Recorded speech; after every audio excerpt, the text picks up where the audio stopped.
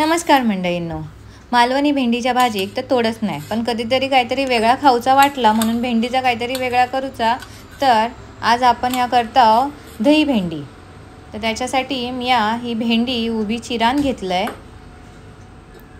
मगे गॅसवरती तवो ठेवून त्याच्यावर भेंडी परतान घेतलंय। एकदा गुळगुळीतपणा असता भेंडीचा ता निघू गया म्हणान।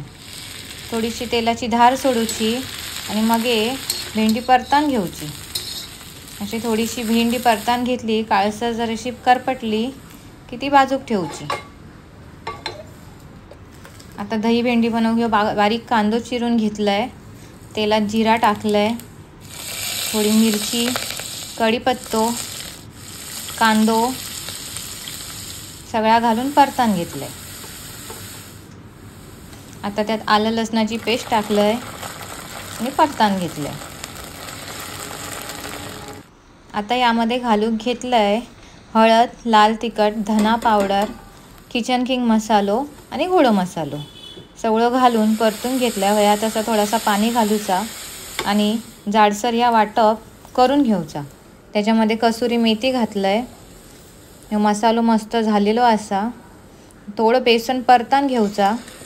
मसाल्यात दही घातलंय आणि चांगला ढवळान घेतलंय। दही फाटूक नको म्हणून ढवळून घेऊचा। आता मसाल्याक असा तेल सुटल्यावरती त्यात बेसन घालूचा आणि परतान घेऊचा।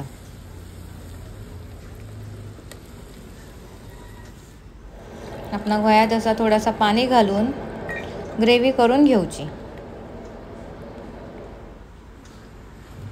ह्या बघा कसा सारखा बनला असा। आता त्यात भेंडी घालूची आणि ढवळान घेऊचा।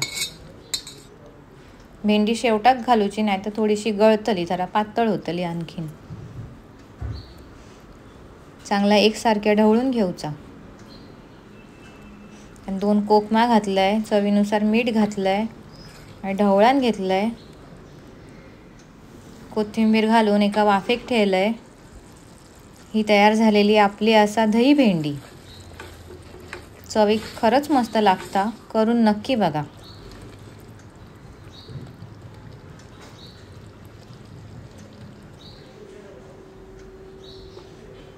आता घेतलंय डबो आणि डब्यात भरले।